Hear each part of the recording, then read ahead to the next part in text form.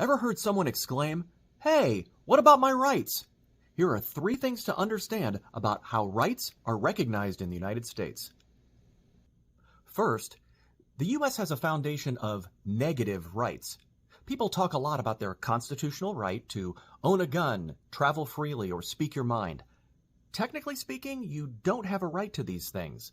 There are rights to be free from government infringing on these things. This difference is very important. Having a right to something is called a positive right. Having a right to be free from government interference is called a negative right.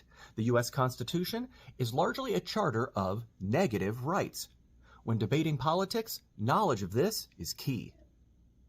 There are lots of reasons for understanding the importance of negative rights, but one is that rights have consequences.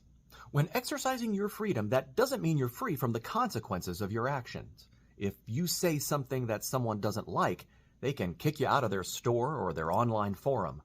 If this happens, that doesn't mean your rights were infringed upon. Generally speaking, you don't have a right to say things, only from the force of law stopping you.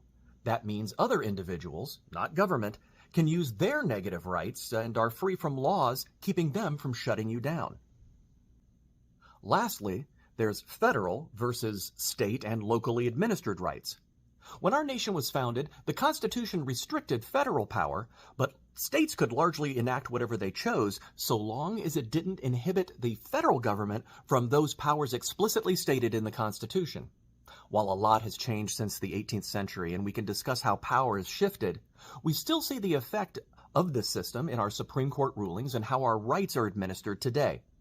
For example, when the Supreme Court stated that same-sex couples could marry, this didn't stop the states from defining marriage at all. Nothing in the Constitution gives us a right to get married.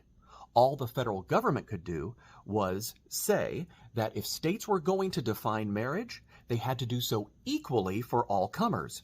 A state could abolish marriage if it wanted to, but it has to do so for everyone. We can apply these concepts of negative rights, consequences, and states versus the feds to all manner of topics, from gun rights to abortion to affirmative action. And no matter where you fall on these topics, understanding the nature of how rights are recognized in the United States is key to fruitful political debate. So what do you think? Does this foundational knowledge impact how we think of rights in our politics?